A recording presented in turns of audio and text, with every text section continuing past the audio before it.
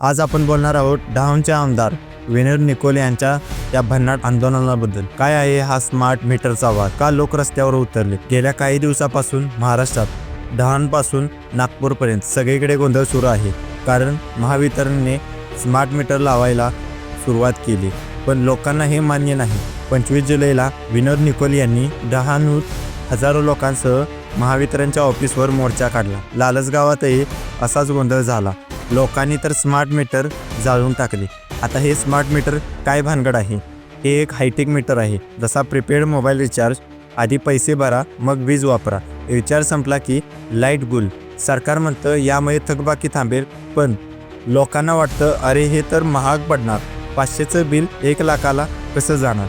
विनोद Nicole म्हणाले, हा तर ग्राहकांचा छळ आहे। लोकांचा राग असा आहे की महावितरणने परवानगीशिवाय मीटर लावले, 1 मीटर बसवायला 12,000 रुपये खर्च, आणि हे पैसे शेवटी ग्राहकांच्या खिशातूनच जाणार। वीज कर्मचारी म्हणतात यामुळे आमच्या नोकऱ्या धोक्यात येतील। काहींना तर वाटतं हे सगळं खाजगी कंपन्यांसाठी आहे।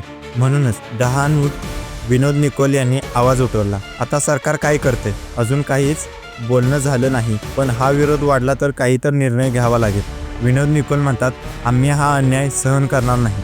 लोकांचं म्हणणं आहे आमच्या परवानगीशिवाय स्मार्ट मीटर नको। तुम्हाला काय वाटतं, हे मीटर फायदेशीर आहे की त्रासदायक? तर मित्रांनो, हा होता स्मार्ट मीटरचा वाद आणि विनोद निकोल यांचं आंदोलन। तुमचं मत काय आहे कमेंटमध्ये नक्की सांगा, आणि आमच्या चॅनलला फॉलो करायला विसरू नका। धन्यवाद।